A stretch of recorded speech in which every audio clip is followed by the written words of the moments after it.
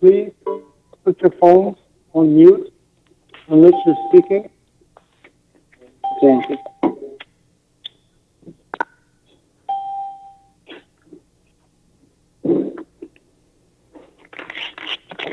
Hello? Is your phone on mute?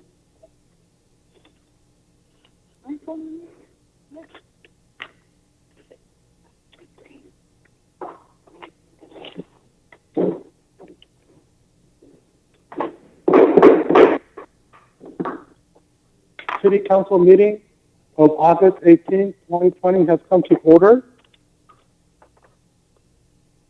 Can we please stand up for Pledge of Allegiance? Supervisor Espinoza, please lead us in Pledge of Allegiance. Sure. I pledge allegiance to the flag of the United States of America and to the republic for which it stands, one nation, under God, indivisible, liberty and justice for all. Please remain standing for the responders and military members.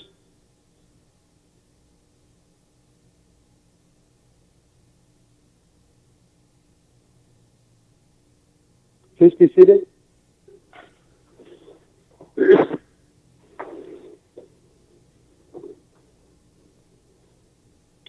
I have roll call, please? Roll call. Councilmember Baptista. Councilmember Aguilar. Here. Councilmember Kane. Present. Mayor Pro Tem Garcia. Present. Mayor Samra. Present. For the record, council members, Mayor Pro Tem and Mayor are in attendance. Thank you. Closed session announcements. There is no reportable action. Direction was given to staff. Changes to the agenda? Any changes, council? If not, we'll go to, before we go to announcements and reports, are there any staff members that are calling in at this time?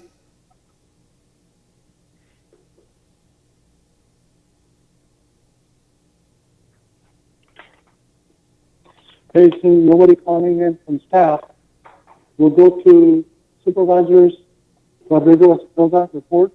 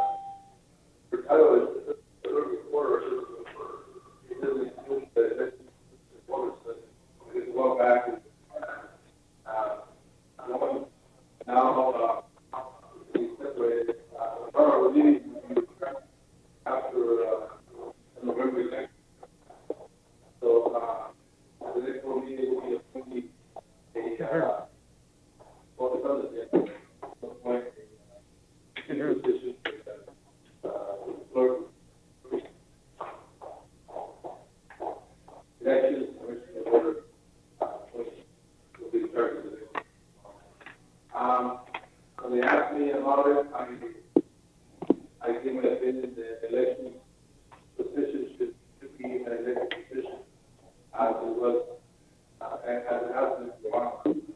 My mind, we haven't, Yeah, but especially at work, so that it's very possible. There's a lot right. for Supervisor elected officials in the county. can come in and sometimes even harass, I would say. and we'll put so much pressure on that appointed position that in my mind it's best if it was an elected position, but I guess it will be up to those supervisors to make that appointment next meeting. So I just don't like the way it is, and I think they should be an elected office because it's under tremendous the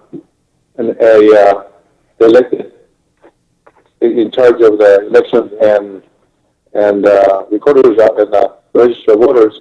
There's so much pressure there already, constant, every election, and there's elections sometimes every year, or every 2 years. So that position should be an elected position. So we'll see how that goes in next week.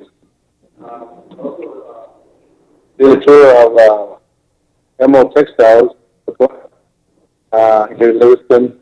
I got on calls, and I went and talked to the manager about some concerns from employees, and he gave me a tour, and hopefully, the issues will be resolved, and regarding COVID and other issues. So as of today, there's 7,171 cases of COVID in the county, and 130 as of yesterday. So there's currently outbreaks in many businesses around the county, and there's no, of course everybody knows that that's one that has substantially, so we're dealing with that in the county. Also, too, to apply for benefits, individuals experiencing financial hardship may qualify for cash through CalWorks, food nutrition assistance through CalFresh, and medical assistance through Medi-Cal. If you go to www.calfresh.org, that's for CalFresh. You can apply for that the cash, or C4yourself.com, the letter C and 4, and then the whole word of yourself.com. You can apply under CalWorks and Medi-Cal for funds that the people experiencing issues without any hardship in the county. So other than that, that's all I have. In case there's any questions from the council or the public, we'd like to answer if I can. Council, any questions of Supervisor Espinoza? Yeah, I got a question. Public? Sure. Go ahead. So was there something that recently came out for small businesses under, I think it's 25 employees or less, to the county? Can you talk about that? I was thinking of saying that too. Yeah, through Merced Worknet, you're going to up to 50,000. Any business that has 25 or less employees, if you have losses or expenses due to COVID issues, you can apply, and you have to apply to Merced Worknet. And I got a call actually today on one of these issues. So yeah, just call Merced Worknet, and you'll be able to apply. Even if you had a loss of some type of they had to close the business, and you can prove that you were closed, and you can probably apply for some type of funds back, so and get reimbursed. Thank you. Any other questions? Public, any questions? If not, Supervisor, I do have a question. As you know, I've been working very long and hard on our COVID cases in Livingston and up through Merced County. I've had, and I know you've had many calls in saying, why do other counties publish case counts by business, so Merced County doesn't? Well, that's just, unfortunately, that's a decision by administration, and we can, a supervisor can request that, but I guess the health officer is the one that decides on that, and so we can encourage it, that he has the ultimate way. When you say administration, any particular person within the administration? Well, the health department. Okay, because the supervisor's we're not ahead of on top of the health director, so he would probably make the last decision. Dr. Kamala. Yeah, and for me, and I know you've not been talking, is to release total numbers is one thing, but to hold out where each one is coming is another reason. I don't understand. We're not saying names. We're just saying company X has this, company Y has this. I don't understand what is the reason. I've never been able to figure out. Other counties are doing it. You watch the news, they're saying Tyson somebody, 400 cases. There they are. So why are we so different in Merced County? Well, I won't be able to tell you because every county is different, and there's different. They think differently, or they decide differently. But I know that there's some cases and issues with a lot of different companies. So that's all we can say, and just they release it how they want. Okay. No question. So we can request it, like that. You can request it. Call in the health director or the health officer, and they can probably let you know. Well, I know you've been on the conversation. I've asked that question, and the mayors in the county, and everybody, seems like someone did against giving out that information. And maybe they got a good reason. Is there a legal reason why it's not being released? Outside the legal reason, why wouldn't it be released? I know we discussed it, but like this, I was saying just because the general public has any more questions, please call me, and I'll be glad to give you their email so you can send an email and request more information. So. You knew I was going to ask you that tonight. Thank you, Supervisor. Thank you. Anyone else? No? Thank you. Okay, staff announcements and reports. We'll do a quick one. Chief, sorry, anything to report? I know we normally don't do it, but I believe Public Works something to report, so we might as well have them all reported. Can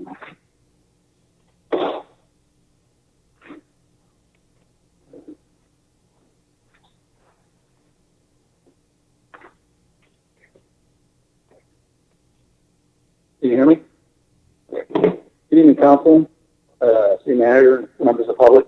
I just wanted to go over one thing because I've been getting a lot of calls on, I know with the COVID-19, a lot of people are staying at home, so that kind of is probably one of the reasons why we're having a lot of people getting called and scammed on the phone. We get a lot of calls of that, and I just wanted to kind of tell the public that anytime that you get a call regarding somebody wanting to give you something and asking for personal information, disregard the call, because your bank, any type of financial institution, they're not going to ask for your personal information over the phone. The other thing is I've been getting a lot of calls on social media and kind of like bullying. And the one thing that I stress with the citizens who are on Facebook, Twitter, whatever platform you may be on, try to maneuver and learn your way through that. There's ways of blocking those individuals from actually sending you messages. Don't accept messages from people you do not know. I'm getting a lot of calls on that as well, and emails with people saying explicit things to individuals. But if it comes down to like threats and things like that, call the police department. We'll get involved, and we will try to curb that as much as possible. But again, anytime that you're called by anyone about personal information over the phone, do not, I repeat, do not give them anything over the phone. And if you have any questions, give the police department a call, give me a call, and we'll be glad to help you out in any way we can and see what's going on with who may be calling you. That's really all I had. Any questions? Any questions of Chief? Sorry. Thank you, Chief. Public Works.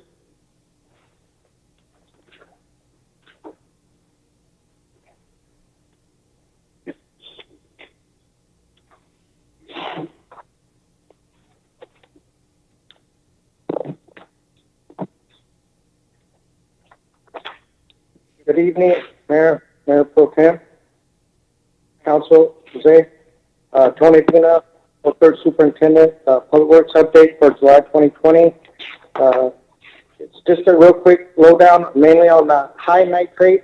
That the city received a NTC letter from the Water Board June 2nd, 2020, Central Valley Water Board approved new salt and nitrate control program. The nitrate control program was developed to address widespread nitrate pollution in the Central Valley. The board has identified areas referred to as 31 basins in part, whereas nitrate water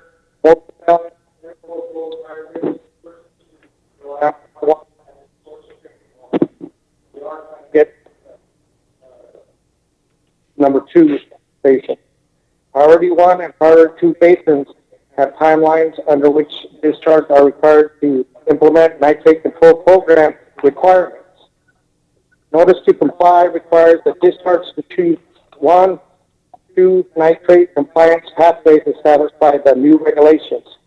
Pathway A, new individuals permitting options. The board will set more stringent nitrate requirements in our permit to ensure that nitrate impacts will not cause a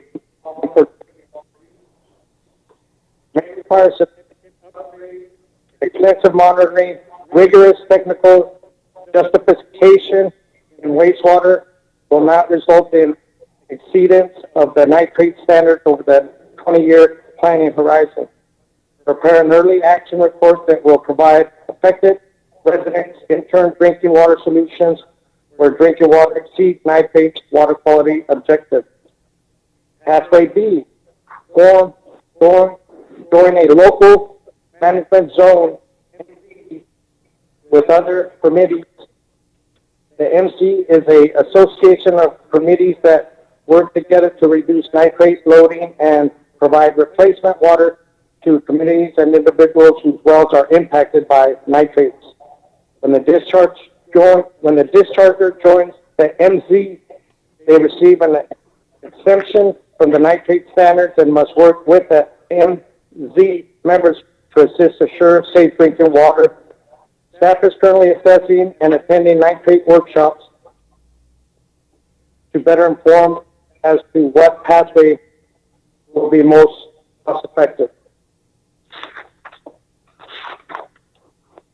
Newest management zone credited in the Turlock Basin, currently working and forming a board of directors to hire a consultant firm, address required reports, set agencies, discharge costs, share formula, discuss options to provide temporary and long-term drinking water to wells that have exceeded nitrate MCL. The new regulations have stringent time schedules to comply. The water has been favoring the pathway B option. Staff will continue to work with engineering department as to what pathway the city will be taking. And that's a report on the nitrates. The other quick little lowdown will be on the slurry seal. So I don't know if much of the public has realized that we've been doing a lot of street paint. You can see we've hit the main street. We've slurry crack sealed. We showed you, and then we took out the big sections of cracks and have replaced it with new. The original engineer estimate was $275,000. Lowest responsible bid was $132,000. Excuse me. Staff will be preparing firewood from B Street to Montclair Way by crack sealing and perform minor asphalt repairs.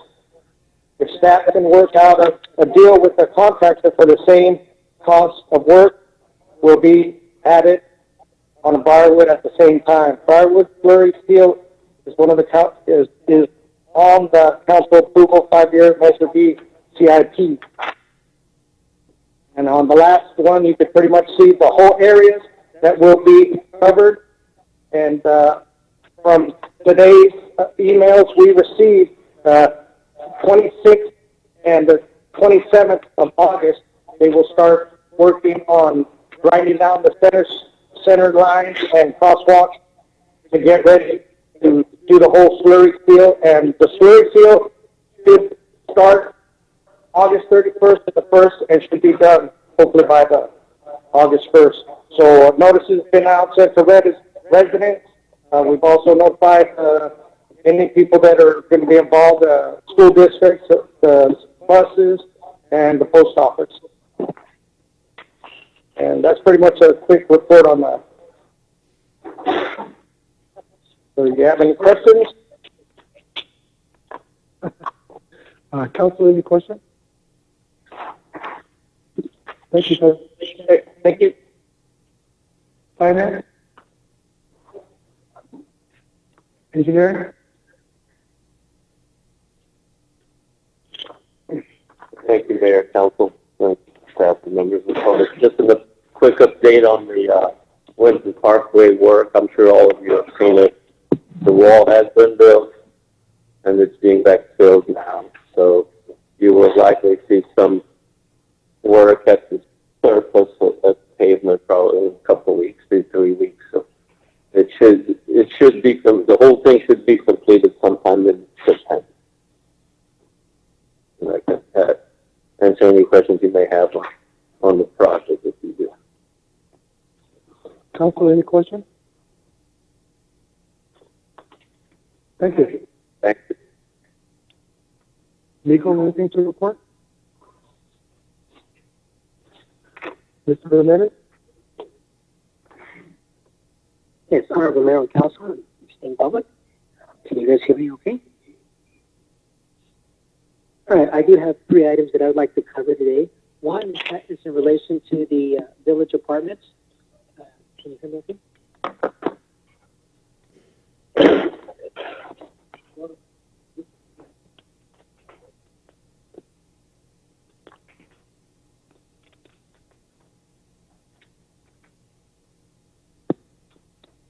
Can you hear me okay? Yeah? Okay. Sorry. So I do have 3 items that I'd like to cover today. The first has to do with the village apartments. If you might recall, we had a workshop on the Swanson Hawk. Council actually communicated to me to go ahead and meet with these individuals to see if they were open to elevating the negative deck to a full EIR. So I did meet with the individuals, and I provided the options to them. So they are taking all that into consideration, and they would be communicating back to me shortly of whether they're going to go in that direction or not. So we have another meeting scheduled. That's going to get scheduled, and I will report back to council, but they seem to be very open to that suggestion. The second item that I want to talk about is I know that there's a lot of people out there that are confused about whether or not they're part of the rolling blackouts or not. If you're a PG&E customer, of course you're going to be part of the rolling blackouts based on their random block determination. But if you're an MID customer, I make direct contact with MID, and MID basically said that they don't have any scheduled blackouts at this time. Lastly, I wanted to communicate to council that I've been working with Dr. Michael Silinovich. He's with UC Davis, and he's the individual who directs the California Lighting Technology Center. And he's going to be partnering up with the city of Livingston. And we've identified 2 parks that he would like to study and write us in for a grant. At the end of the day, what we would get in return is, free LED lighting and analysis and everything else at no cost to the city. So I'd like to go ahead and pursue that. And actually, there would be some money conveyed to me as part of my participation in the project. So my time would be reimbursed to a certain extent. I don't know how much, but so this is a win-win for us all the way around, and I look forward to working with UC Davis on this futuristic lighting project they have going on. That's it. Thanks so much, councilors, for questions. Council, any questions for Mr. Ramirez? Yeah, I have a couple questions.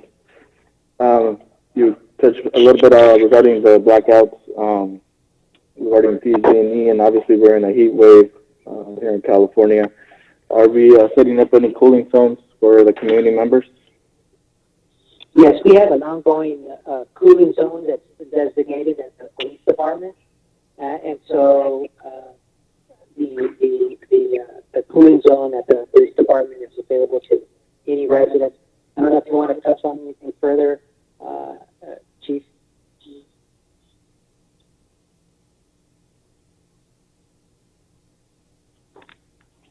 Yeah, the time is from 8 o'clock till I believe it's 5. Anybody out in the heat and it's too hot, they can come into the PD. If the doors are locked, they will be buzzed in. We have water for them, so they're more than welcome to get out of the heat in the event that. And this will go till Wednesday. That's what OES had projected from I believe it was last Thursday to Wednesday. The heat wave that may be expanded, but anybody wishing to come in, they're more than welcome. And there is water available to them and a cool place to sit in the event that they're caught out in the heat. Yeah, if there happens to be an overflow, then suddenly we get too many people at the PD, then this place here is designated for overflow. Thank When I say this place, I'm talking about the council chambers. Can you give us a quick update regarding the COVID-19 efforts from the city? Yes. So we continue to work with the county health department and the other respective county departments, along with our supervisor. And so we've had continuous conversations with the health department directly because of some of the local outbreaks. We are also have actually received some masks, some flyers in English and Spanish that it's going to go out in the utility bills this next round. And let me see, what else did we get? I think that was pretty much it. Bags, face masks that we can give out for free, and then the flyers. And we continue to post information on our social media pages, and we also continue to take calls from our public and answer any questions related to this. I know that there was a question about Mayor Pro Tem about the WorkNet grant and the supervisor. We received that information, and we also relayed that and posted it on our social media page. So if individuals who have questions on that. In addition to that, we continue to communicate out, to be vigilant to the social protocols and continue to wear their face mask. Thank you. You're welcome. Councilor Kane? Councilor Batista? Mayor Pro Tem? Can you guys hear me good? Let's take off the mask, please. There's 2 items that I'm going to bring up.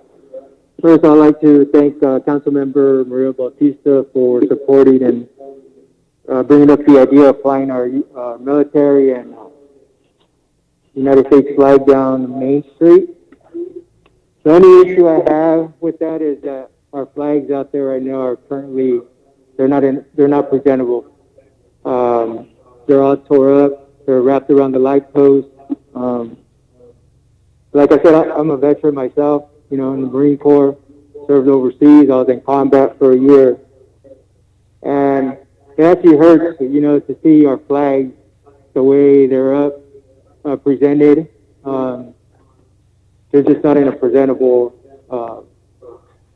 fashion out there.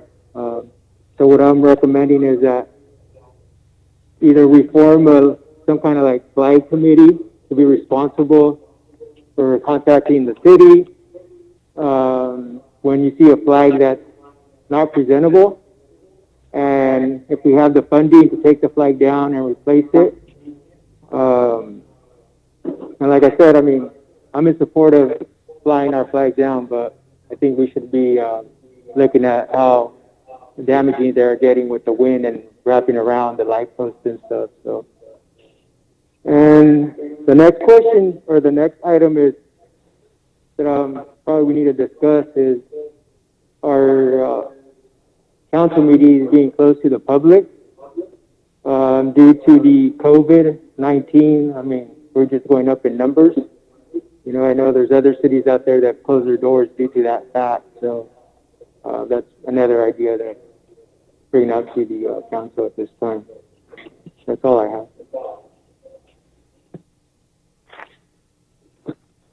Thank you, Mr. Tim.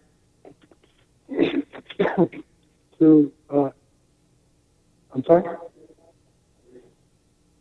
You have a question? I was going to make a comment. Go ahead, please.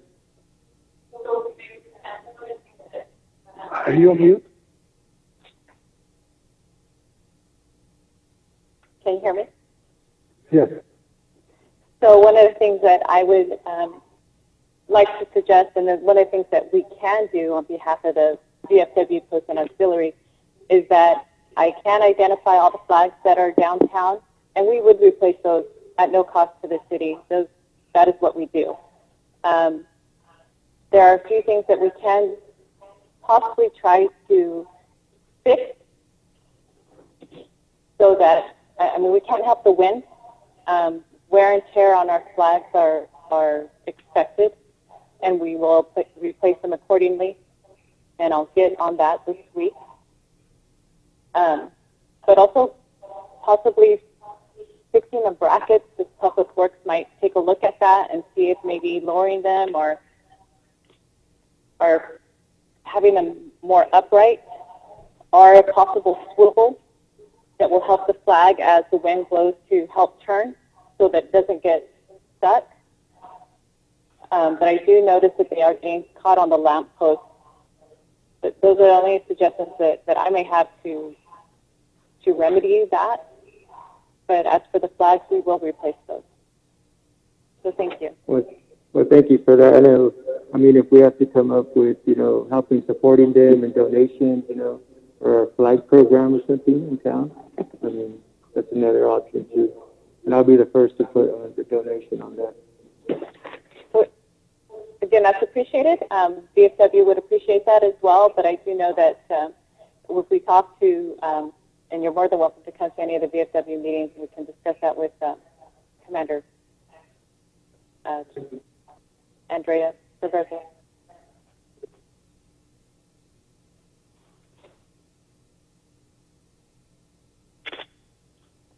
Anything else? Okay. And for me, before I move on to my comments, Mayor Pro Tem's suggestion on closing this meeting to the public because of COVID concerns, I can see where that concern is legitimate because each time we get a report, cases go up 150, 200 in the county. I would strongly ask council that we have the council come in person like we do now, everybody, but close with the public so that way it makes it easier for the council members to communicate. Citizens still contact, but they want to hear what we have to say. So I would look to the next meeting, maybe the next two meetings, close to the public, and if the cases start to come down, we'll open it back up again. So next council meeting, it'll be, of course, the supervisor being elected official. It'll be open to you, and of course, staff members will be open to staff as well. Outside of that, I think we'll do that the next meeting. So everybody, we know you like coming here, but we apologize, but we have to think about your safety first, and our safety too. And on the other comments, city manager and I, for last 2 or 3 weeks, been working hard, and thanks to Supervisor Espinoza also being involved in trying to deal with COVID cases throughout the county, but to our focus, not to diminish anybody else, but to focus on what we're responsible for, is Livingston. We at one time were pretty low as far as total infections. We are over 700 now. That's a lot. We don't know, we don't have the answers, but we also have been working with the State County Health Department I know that one of our largest source of members is also our largest employer. We know that. And I'm not sure about other elected officials, but I received numerous calls from the people that work at those institutions really worried about themselves. I know that Merced County is trying to do, when I say Merced County Health Department, is trying to do everything they can. There were a series of directives given to foster farms, and from the looks of it, we don't know. They're starting to come into compliance with the directives. Some of those were that all new employees and temporary workers must be tested and be shown negative within 24 to 48 hours. All employees, a certain percentage, have to be tested. If an employee in a line or a certain number of employees in a building test positive, the whole building has to be tested again, regardless of the last time employees were tested. There are other directives that they're starting to do, and I heard from a few employees there are starting to see some changes made. So the health department is starting to have a little effect. And to anybody out there, I want to say, whether you're an employee of Foster Farms, employee of City of Livingston, or anybody in between,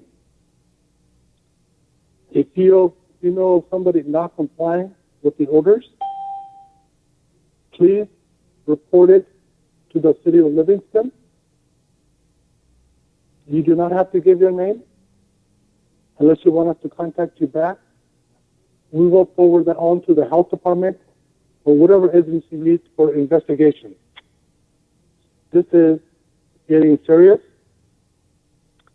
I think everyone in this room and probably listening knows someone who has gotten COVID. And some of us know people who have passed away due to COVID. This is no longer about rights. This is about survival now. We all need to do what we can to keep each other safe. I can't emphasize enough, folks. Please wear your mask. It's the cheapest protection you can get. I know these masks are troubling. They're hot. You're wearing glasses. Your glasses are getting fogged up. We get it. And they're hard to breathe through. But if you honestly believe that masks are hard to breathe through, try the ventilators. I'm sure they're a lot harder. So please, people, let's get on board. Let's all get together. And let's do what we can to mitigate and lower this infection rate so we all can be quickly return to normalcy. There are a lot of businesses that are being hurt by this. We know. But unless we work together to bring the numbers down, this business is not going to open. So that's what I have. So that's my report. And once again, a reminder to everybody, please turn off your mics. We are hearing people.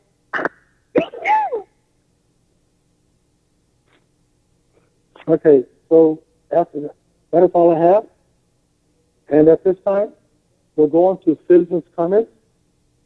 This section of the agenda allows the members of the public to address the City Council on any items not otherwise on the agenda. Members of the public, when requested by the mayor, should come forward to identify themselves. Comments are normally limited to 3 minutes. They encourage the state open meeting laws. Members of the public, when provided an opportunity to address for the items which are on the agenda this evening, members of the public will be provided an opportunity to address the City Council on each item as is brought for discussion. So before I call the folks we have in audience today, is there anybody calling in that wish to make a citizen's comment? Yes. Please identify yourself.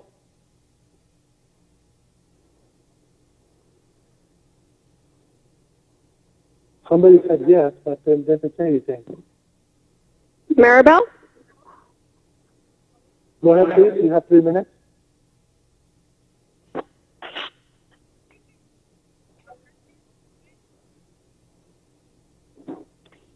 I heard Hi. Maribel. Yes, go ahead, please.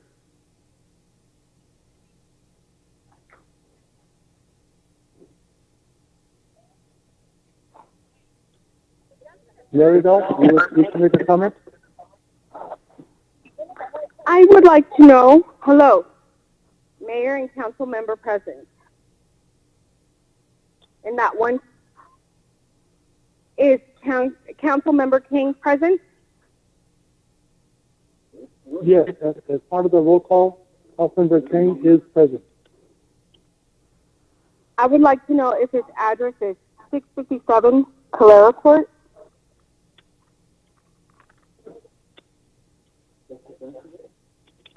Olivia, are we required?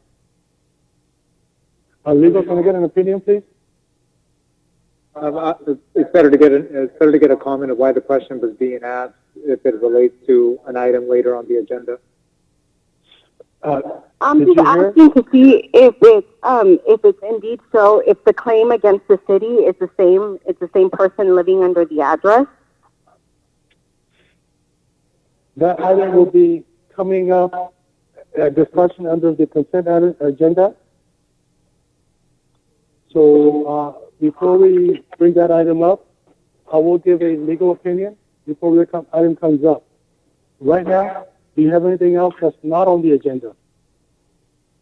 No, that's that. So if it's further in the agenda, I would like to know if it's indeed so. That way, it's recorded whether it's a city council member pressing a lawsuit against its city. When I bring this item on the consent, I'm going to pull that item for an individual discussion, and we will get a opinion and discussion. Okay?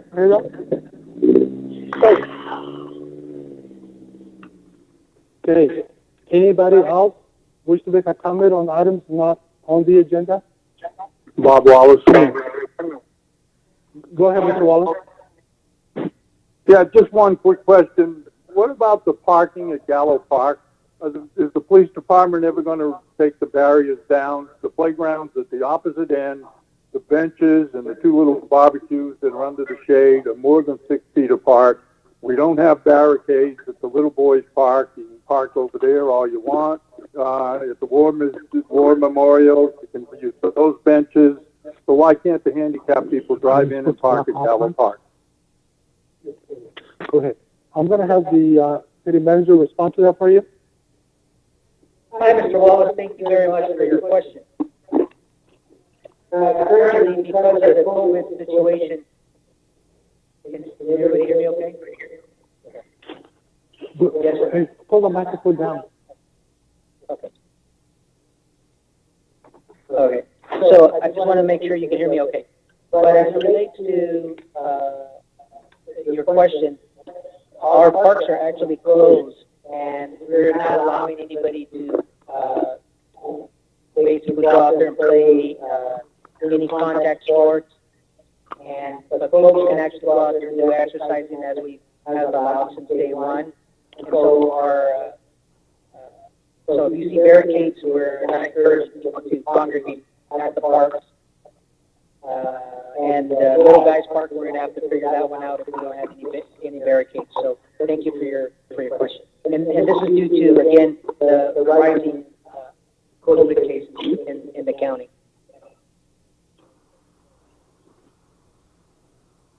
Anything else, Mr. Wallace? Just the playground. It's just the playground's the opposite end, and that is fenced off. Just like by the high school field, it's fenced off, but there's parking all around there. So it just doesn't make sense to me. That's all. Thank you, Mr. Wallace. Anybody else on the phone that wish to make a comment? A citizen comment?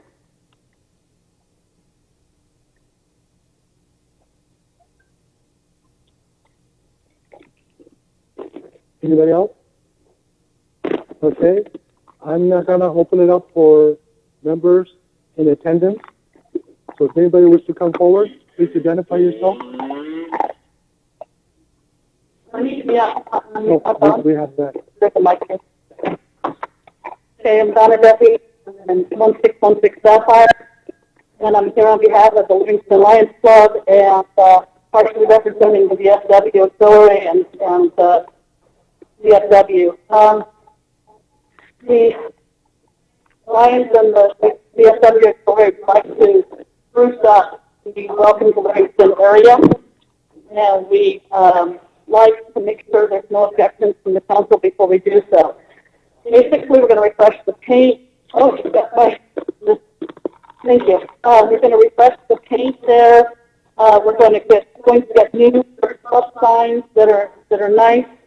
We're going to create a city area for veterans, and the work will be done in October. The work will be funded by the Service Club for fundraising. No city money involved in this. Service Club involved with policy related toxins, and we'd like to have a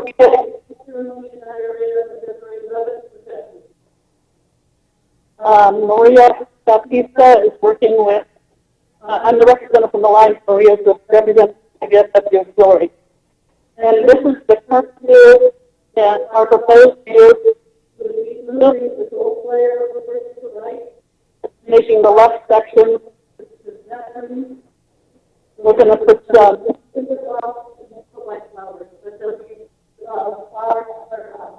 plants down there. And a feather the services along with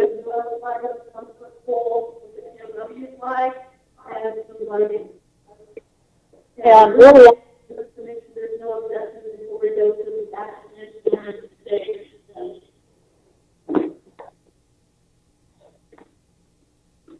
Okay. Thank you. Thank you, Ms. Duffy. Everybody's got one of these. Did you get one?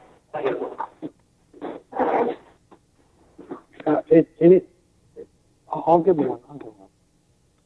Anything else to add, Ms. Duffy, before I? That's all I have. Okay.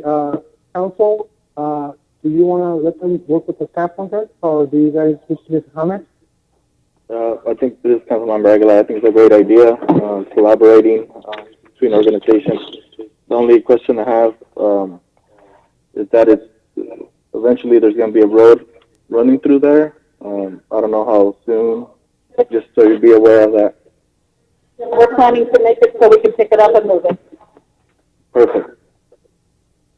We wouldn't do that necessarily, but we'll make it so it's removable. Councilman Karen, anything else? Councilman Bautista? Hold on. No, I really appreciate the efforts with the Lions Club coming forth and assisting with the project that I believe that the city will come to love and appreciate as we come through to the gateway of Livingston, making it more a prominent and welcoming area for everyone to enjoy. And again, the veterans really appreciate efforts that we have taken to show our appreciation and our respect and honor towards our veterans. We do have our local veterans. So again, this is a real personal part that I am pleased to do, and in collaboration with the Lions, and again, the veterans truly appreciate the recognition that we want to display in Americanism and patriotism throughout the city. Thank you. Reporter? Yes, of course. First of all, say thank you guys for your effort and showing the support for veterans, past and present. So I really appreciate that, and be in contact with you guys and whatever help I can give you guys. I'm here. So thank you. And for me and Ms. Duffy, I know we talked on the phone for briefly today. And at that time, I told you that I don't have any reason not to like it. Those branches of armed services make it possible for us to sit here. If that's our small way of showing a little appreciation for what they do for us, why would anybody be opposed to that? I don't see anybody opposing to that. So as long as the whole design's a little open a little bit, we'll know when it comes up a little closer. But absolutely, if Service Club wants to move forward with this, please work with staff and let us know if we can be of any assistance, okay? Thank you. Anything else, Ms. Duffy? Thanks very Thank you much. very much. Anybody else from the public? Can I just add, I don't believe you gave us a chance to discuss something, but I wanted to give something to Tony in regards to public works. And while we're talking about the veterans, I do part of this, the banners in the court park there. So if you want to take these later and display them around the park, I did order a new one, and this is what they look like so members of the public that are seeing this. This is what I help do to appreciate our currently serving military members. So we gather names and branches of service, and we display these banners. Well, of course, it is at a cost, but I do help out for members in our community that do have a son or daughter, family member that would like a flag downtown. So they're displayed downtown up until the part that they become retired or honorably discharged. And we, as the veterans and the post auxiliary, will present the banner to the family. So again, this is for public works. We didn't do our report. So this was for Tony. So there are 4 flags altogether here to display, 3 replacement ones, because there are some that were missing, and I went through and found out whose they are, and then 1 new one. So thank you. Thank you very much. Okay, going on to public comment. Mr. Kang? Yes. You guys hear me? Walker King, 657 Calero Court. Hopefully Miss Maribel is still on the line, so she'll know that I'm actually the legal owner of 657 Calero Court, and I have the deed of the house in my hand, if she will wish to see it. I believe she didn't provide us with her address. Herself provide us with an address.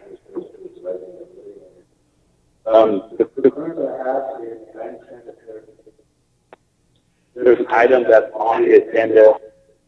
I just wish that, or I ask the council to take a little closer look at it before we rush to the judgment. So if I could stop the conversation, if this has to do with item number 4 later on the agenda, I think that item, the item number 3, that item will be pulled for separate discussion, not handled during public comments, Mayor. I was gonna, when we get to consent, I already was gonna pull the item for separate discussion. We are pull that. We will pull that for separate discussion. Okay. Are you guys going to be able to ask me questions regarding that, so I don't waste my time? If we pull it up for separate discussion, it will be available for discussion. Now I'll wait for my turn. But again, if we can get Maribel back on the line, if she can provide us with her address, if she cannot, per our rule, and we could call. Thank you. Thank you very much. Anybody else from the public wish to comment at this time? Anybody on the phone? I'm sorry? Mayor, if I may make a comment? Oh, go ahead. Just legally, folks making public comment do not need to provide their address. I think as a courtesy, it's just asked if they could provide their address, but during public comment, folks providing comments legally, they do not need to provide their address.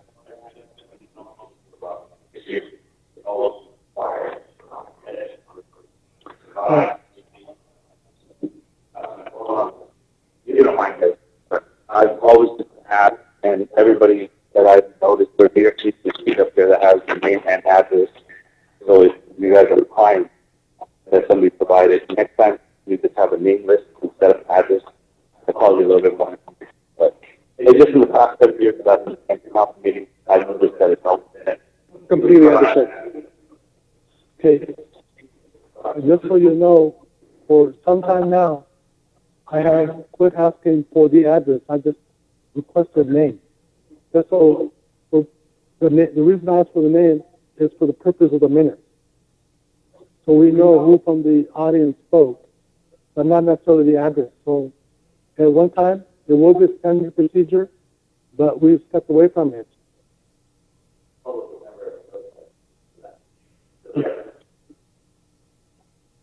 Okay, thank you very much. Anybody else from the public wish to comment? Just a quick comment, Mayor. Regarding, Please identify yourself. Rodriguez Perosa, from Livingston. Thank you very much. Just regarding the public comment, I don't think anybody that wishes to do a public comment has to be a resident of the city. They can be from New York or wherever. But you don't have to live in the city to make comments about any issue in the city. So I just want to make that comment. That is absolutely correct. Thank you. Anybody else from the public wish to make citizens comment? Bob Wallace. Mr. Wallace, you have already spoken.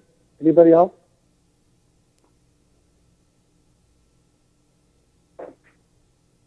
If not, then the citizens comment portion is now closed. Consent agenda items in the consent calendar are considered routine and non-controversial will be enacted by one vote unless the separate is requested by the city manager or city council member. There will be no separate discussion of these items unless the members of the city council or city manager request that this item be removed. I am going to make the request that we pull item number 3 for separate discussion. So at this time, we have at least 4 items on the consent. So item number 1, this will be the approval of the word register dated August 13, 2020. Approval of the minutes of the meeting held on June 16, 2020. Number 4, resolution approving the annual Local Transportation Fund LTF claim to be filed with Merced County Association of Governments MCAG for fiscal year 2020-2021. Number 5, resolution authorizing city managers to file a Regional Surface Transportation Program RSTP estimated change fund claim for fiscal year 2019-25. Does anybody wish to make a motion to for the consent? Make motion to approve the consent agenda. I have a motion by Councilmember Aguilar. Do I have a second? I'm sorry, who made that? Okay, Councilman Batista seconded. May I have roll call, please? Roll call. Councilmember Baptista? Yes. Councilmember Aguilar? Yes. Councilmember King? Yes. Mayor Pro Tem Garcia? Yes. Mayor Sama? Yes. Motion approved by a vote of 5-0. Okay. Item number 3, this is the denial of the claim for damages from Wapinder Singh Khan. And because of the sensitive nature of this item, I'm going to let legal handle it. Mr. Sanchez? So I'm happy to open up. Before we discuss the item, I would like to say that Councilmember Kang will be recusing himself from this item and stepping off the dais. He's his brother, obviously his brother making the claim, and also involves the property that the Councilmember Kang lives at. Councilmember Kang?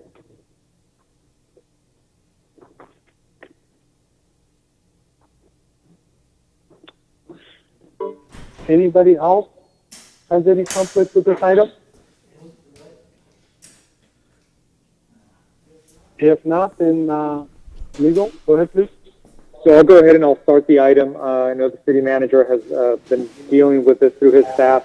I haven't been part of this, but the item before you is the recommendation by staff and the city's Risk Management Association to for the denial of the claim for damages from Wapinder Singh Kang, and this is related, and the staff report related to a driveway information is attached to the report. given the claim and also the details provided by Mr. Kang.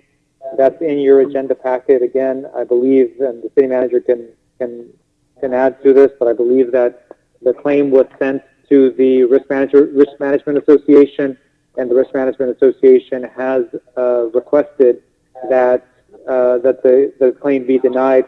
Now, there was a question earlier about litigation. Filing a claim, a Government Claims Act claim, is not filing litigation against the city at this time. When somebody files a Government Claims Act claim against the city has a certain amount of time to respond. It's 45 days to respond, whether they accept or reject it. If they don't respond, it lengthens the statute of limitations for somebody to bring a lawsuit. This is the first step after the rejection of a claim. The person making the claim has the option of bringing a lawsuit, but this claim itself, Government Claims Act claim by itself right now, is not a lawsuit against the city. It's the first step, and if rejected again, that's when the maker of the claim has the option to file a lawsuit against the city. Thank you. This item is now open to the public. Does anybody wish to make a comment on this item? Please identify yourself.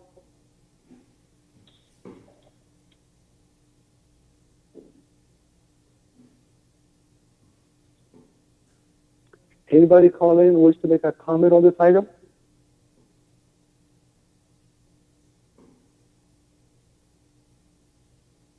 Okay, and because no one is talking on the phone, I will now allow it open to the public in attendance.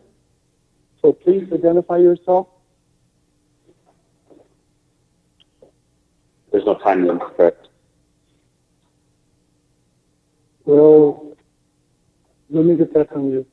Normally it's 3 minutes, isn't it, sir? Normally it's 3 minutes. Mayor, if you wanted to allow more time, since it is the person making the claim, you can definitely allow more time. I will give 5 minutes, okay? We did Walker King, 657 Clark Court. I noticed, and you guys are probably aware that there's this beautiful YouTube channel that provides us and the citizens of Livingston with great news.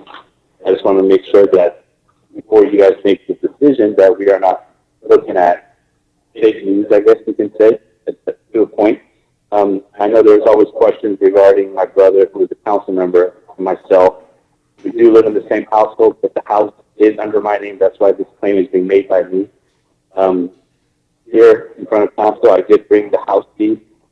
If you guys want to look at it, you guys are more than welcome to clarify or clear up any questions that you guys might have. I've never had any intentions of trying to defund the city or try to sue the city or anything like that.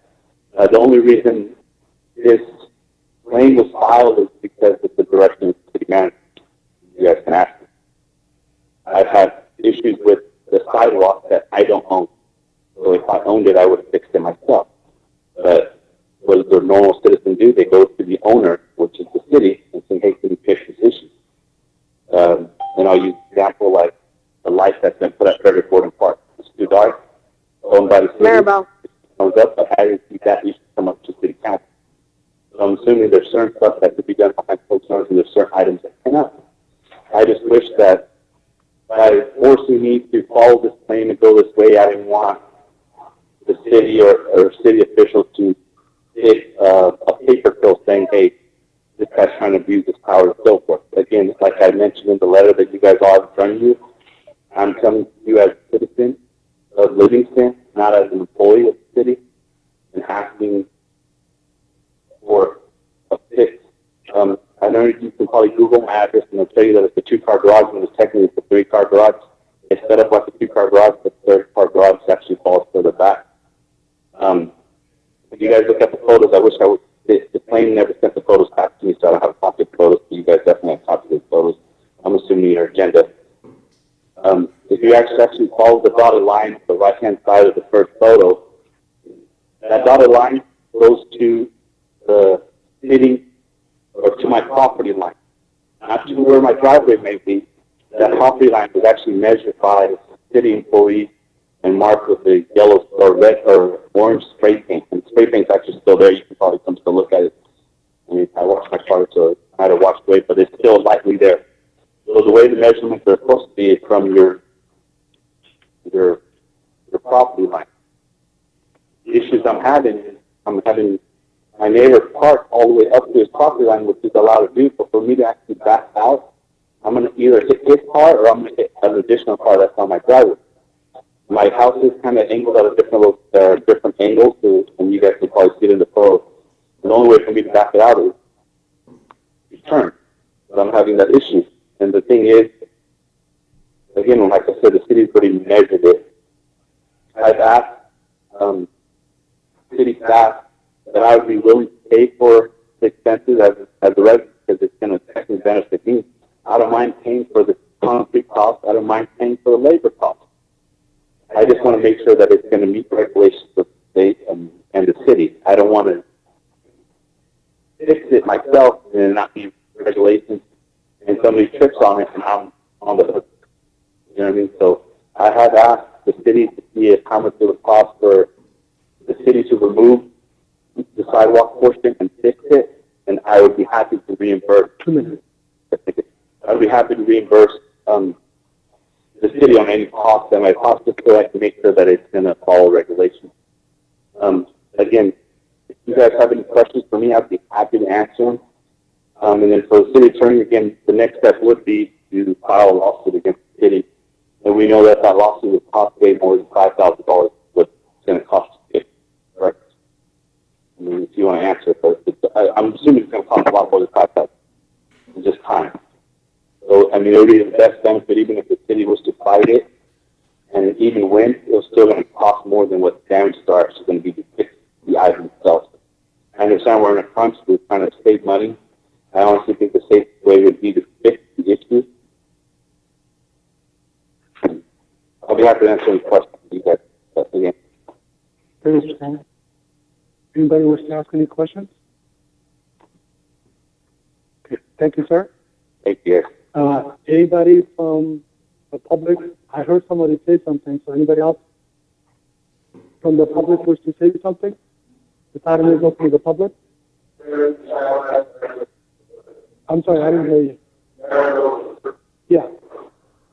Yeah, Maribel? I heard Maribel. Are you online still? Yes, but audio is really difficult to hear. So do you have any questions?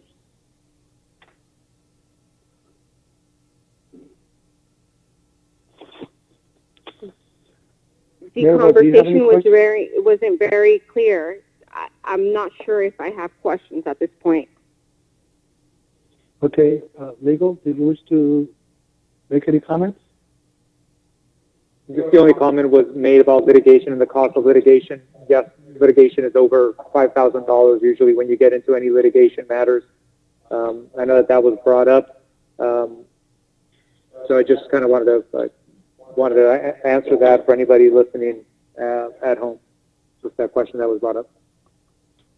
Okay, Maribel? Is Sergeant King and Councilmember King living under the same roof?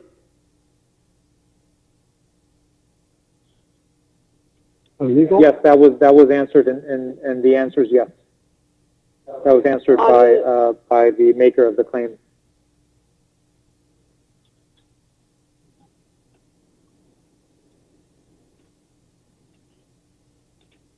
Anything else?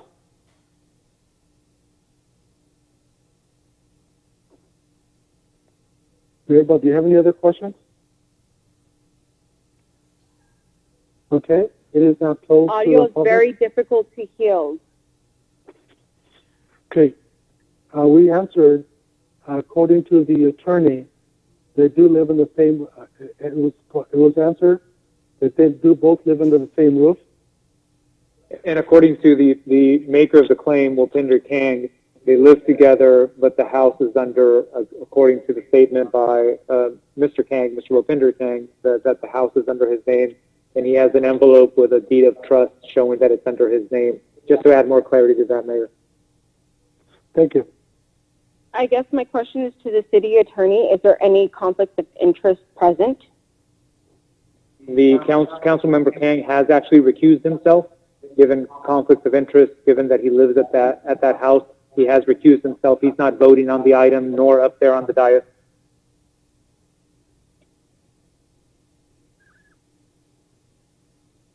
Okay, thank you very much. Anybody else from the public have any questions? I guess I have just a clarification. Can you hear me? Who is this, please? Hi, this is Leticia. Go ahead and ask your question, please. So what happens after, I know that the city attorney is involved, and I guess what happens after this? Is there a conversation that's going to happen with the city attorney, and then what's next? Okay, Legal, can you answer that question?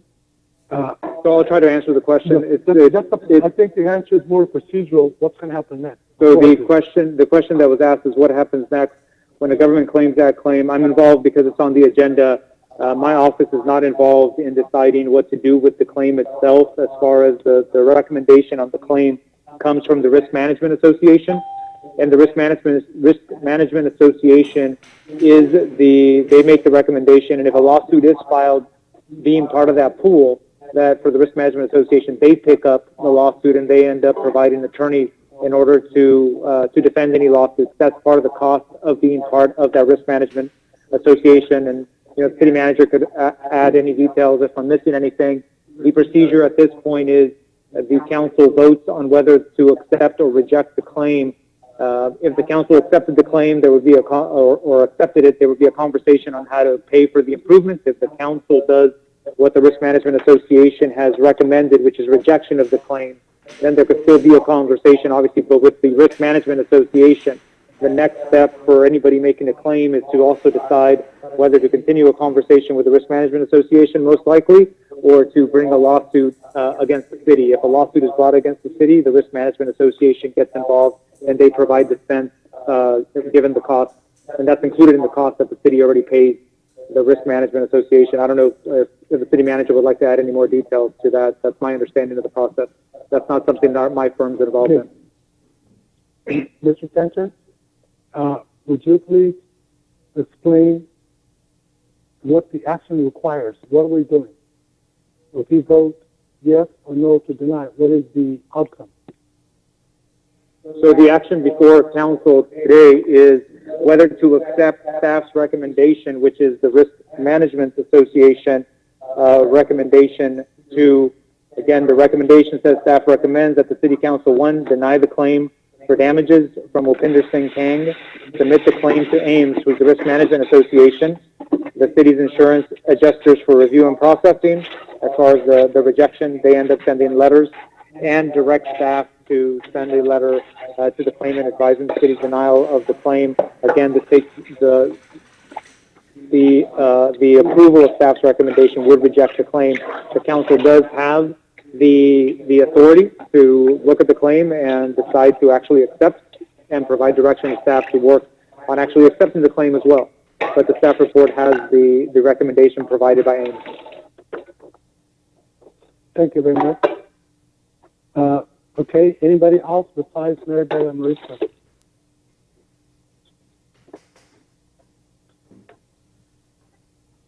If not, coming back, anybody that has not spoken in public in attendance?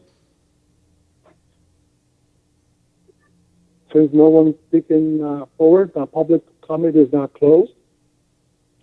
Council, any discussion or entertain a motion at this time?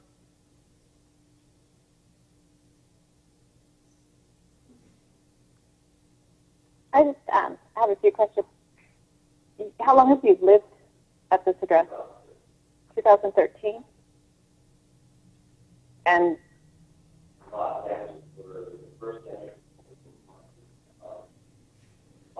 We can't.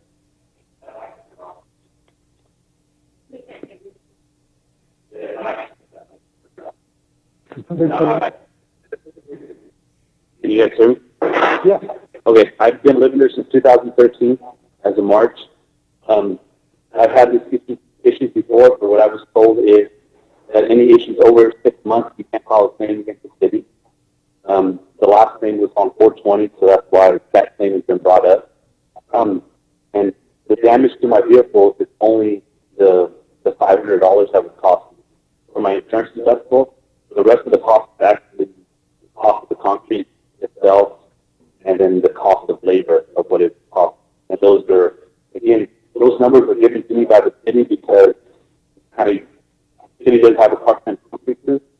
So I was hoping that who knows it better than people that are doing sidewalks in the first place, that I could just reimburse. They said $2,700, and they charged about $110 per yard.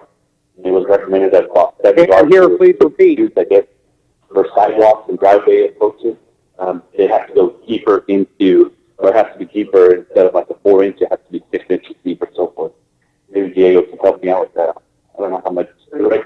6 inches, yes. So it's going to cost a lot more in concrete. So that's where the number 41 comes from. If you guys are wondering why it's so high, it's the cost of the concrete, the cost of labor, the $500 would be the deductible to get my car fixed. And honestly, I don't really care about the $500 deductible. I just don't mind. I think it's not even my driveway, it's the sidewalk. Thank you. I'll stay out here so I can answer questions. Yeah, I'm sorry. I just disconnected my phone. Okay. Thank you. I'm just having a difficult time wrapping my head around the whole backing out of your driveway. Okay. I mean, I see how it curves that way. Okay, do you see if it's and curved? you're falling off the sidewalk in your Hummer. Okay, so if you see that it's curved, right? Uh-huh. So if you look at the dotted line, that's actually the property line. So now we have to assume that I wish I would have brought a photo for you guys, but yeah, we have to assume that there's a vehicle parked there, which usually there's a vehicle parked. So if I have another vehicle parked right next to it, with somebody probably put a photo online, for me, I would have to back straight. If I don't back straight, I have to turn my vehicle. If I turn my vehicle, either my front end is going to hit my car that's parked on the driveway, or my rear end is going to hit the car that's parked on the street. If my driveway is actually straight, I can actually back out 2 vehicles at the same time. Regardless if I park 10 cars on my driveway, I should at least be able to back up 2. I mean, if you look at your household, you're going to see that your driveway is straight, not at an angle. I mean, everybody can look at the driveway straight. It just drives me nuts because mine's only 14 and the regulation is 18, and yet you can drive down Livingston and find that are some over 30. And then I also forgot to mention is that my neighbor, just to the right of me, there's the space, and those photos are in there as well. And then I was hoping that we could possibly look at that paperwork and see how they did it. I can fix the issues to my household myself, but as I was advised by city staff that they don't have compensation for that. I don't know who was in charge of City Hall at that time. I know it wasn't Mr. Ramirez, it was somebody else. But that was like in 2016, so we don't know where that paperwork is at. So there's really no way to find out how my neighbors got it done. I know they didn't have to come to council to get it done. Anything else? So yes, your car can fall off the sidewalk. You back it up at an angle. And there's other things blocking you kind of maneuver around. And I'm a good driver, but we all have mistakes. We all have accidents. Thank you. Council, any further discussion? Anybody wish to make a motion? Okay. I'll make a, Go ahead. Airport time? Who said it? me. Oh, go ahead. I'll make a motion recommending City Council deny the claims for damages for Rapinder St. Kane, submit the claims to Ames, the City Insurance Adjuster for review and processing, and direct staff to send a letter to the claimant advising of the city denial of the claim. I have a motion by Councilmember Aguilar. Do I have a second?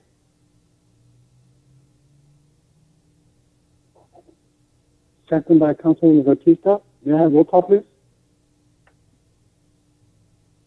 Roll call. Councilmember Baptista? Councilmember Aguilar? Yes. Mayor Pro Tem Garcia? Yes. Mayor Summer? Yes. Motion approved by a vote of 4-0. Hey, Just for the record, to my knowledge, anytime we have a claim, City Council has always denied it, give it to the insurance company to look into the claim. City has never directly paid for the claim, to my knowledge, all these years. So that's the reason we took the action we did. We're done now, sir. Okay? No, we're moving on to the next item. So would you please bring Mr. Kang in?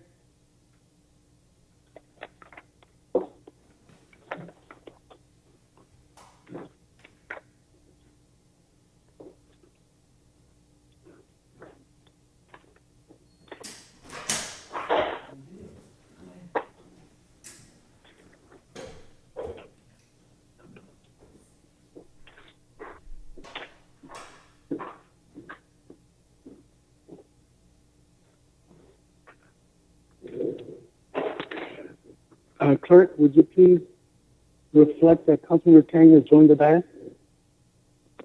Yes. Okay. For the record, Councilmember King came back to the dais at 8:31. Thank you very much.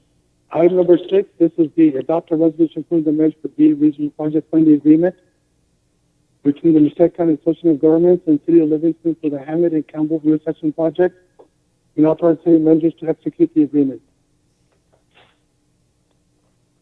Mr. Ramirez? Oh, actually, Mario, do you have this or? Go ahead, please. Go ahead, Mario. Yeah, go ahead. They were on consent. Super content. You're right. We got one.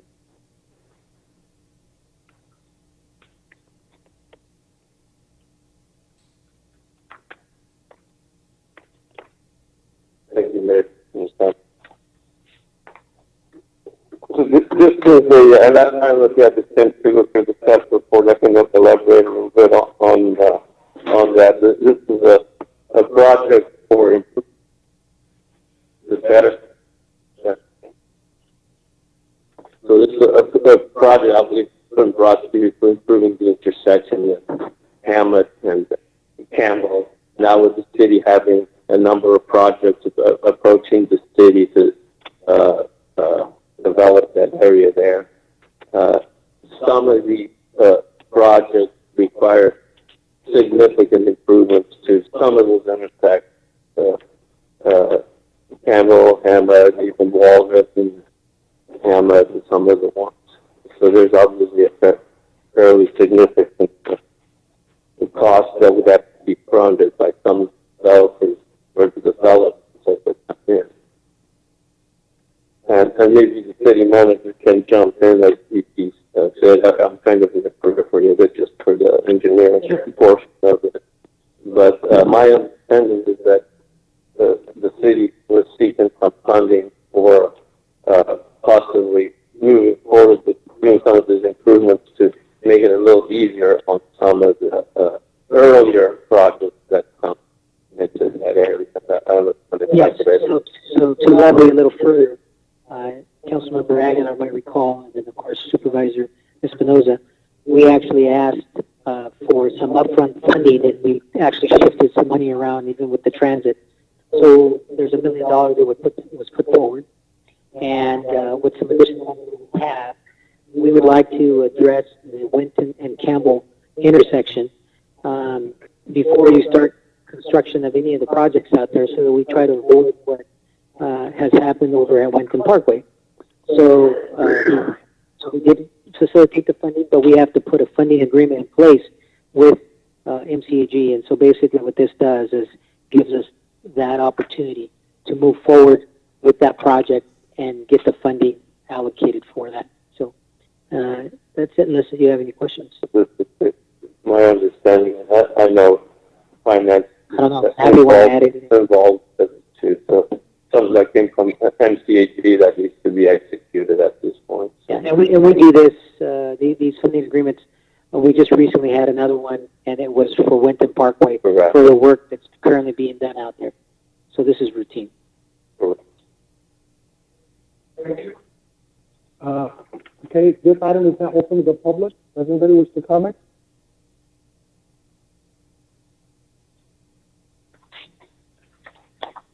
Anybody at home wish to comment on this item?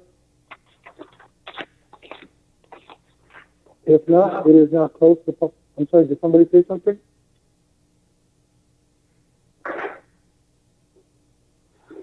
I don't have anybody coming forward. This is now closed to the folks calling in.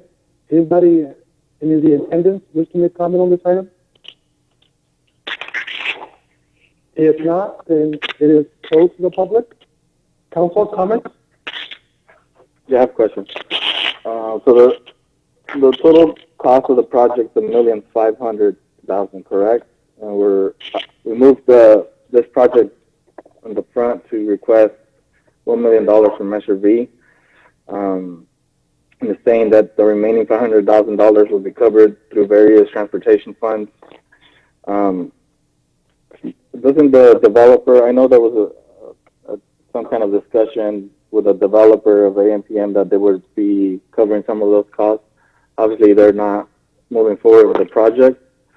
Shouldn't some of that responsibility fall on some other developers that might be coming in the future? I mean, it might be collected when they come in. Yeah. Is that correct? Yeah. There's reimbursable. Do you want to address that?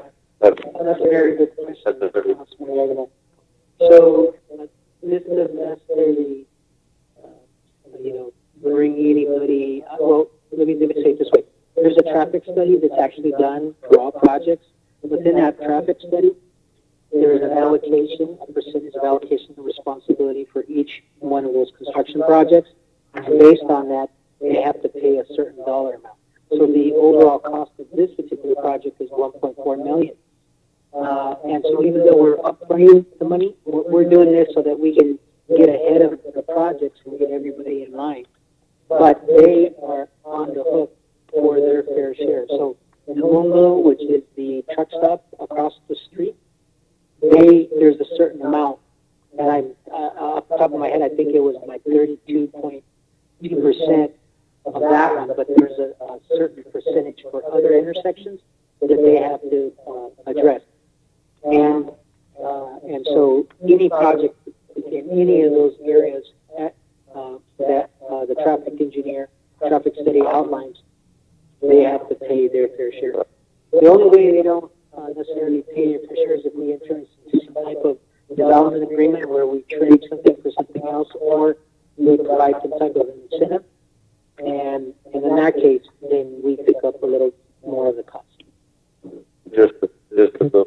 As projects come approach the city in that area, one of the requirements is to do a traffic impact study. If you impact the area or if you not, if they do, how much they impact, and that's where those fair share percentages come from.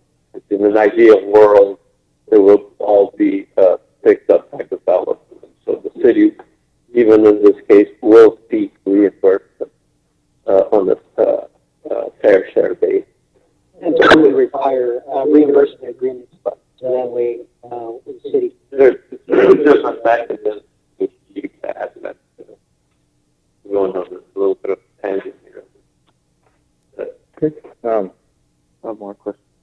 I know that obviously it's going to be improving the intersection there. I know the report states there's going to be some four-way traffic signal, pavement, curb. Could you talk a little bit about those improvements? So it'll be just like redoing the whole intersection, and yeah, for this specific area, basically redoing the corners, the four corners, installing a traffic signal. So the striping would be reconfigured, that become dedicated turn pockets. That's some of those movements. So yes, it would be doing that. Basically, at the intersection, there's always a little bit of area that gets affected as you blend it in with the existing configuration. Thank you. Councilmember Ken? Councilmember Batista?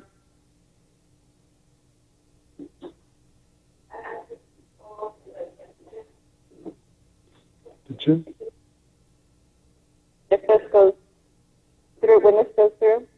or if it goes through, all this, the funding will go into the budget and reflect how they're being spent, where they're going, transferred in, transferred out. That I cannot answer. I'm not. Mr. Peel?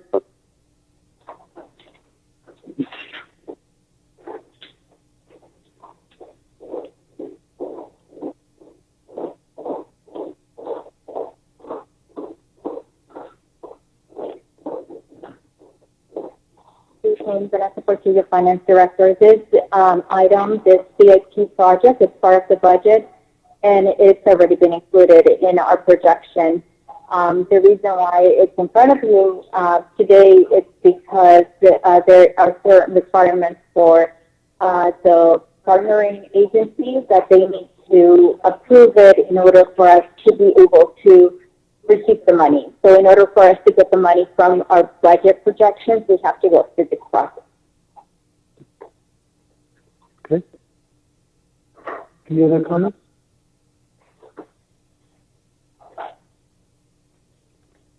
And anticipating other projects for the area, you did mention the truck stop. Are there any other projects for this area? Yes, Councilwoman Batista, currently right now, we received, there's actually a process moving forward with Road, which is just on the other side of where Arco was planned.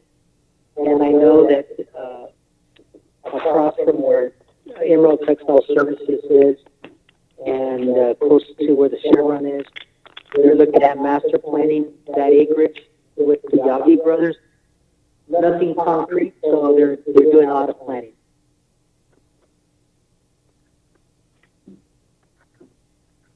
Okay, Mayor Pro Tem?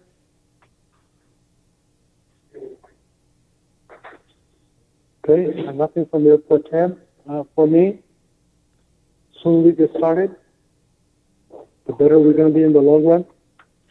Even if projects take a while, that is one of the longest intersections we have, and I'm sure people have crossed there with lots of caution and kind of get concerned sometimes. So just having the signage would be making a lot safer for anybody. So with that, does anybody wish to make a motion on this item? I make the motion approving the Measure B Regional Project Funding Agreement between Merced County Association of Government and the City of Livingston for the Hammond and Campbell Intersection Project and authorizing City Manager to execute the agreement. I have a motion by Councilman Aguilar. Do I have a second? I'll second it. Mayor Pro Tem seconds it. May I have roll call, please? Roll call. Councilmember Batista? Yes. Councilmember Aguilar? Yes. Councilmember King? Yes. Mayor Pro Tem Garcia? Yes. Mayor Summer? Yes. Motion approved by a vote of 5-0. Thank you. Council, any further business? If not, we are in adjournment. Thank you very much, everybody.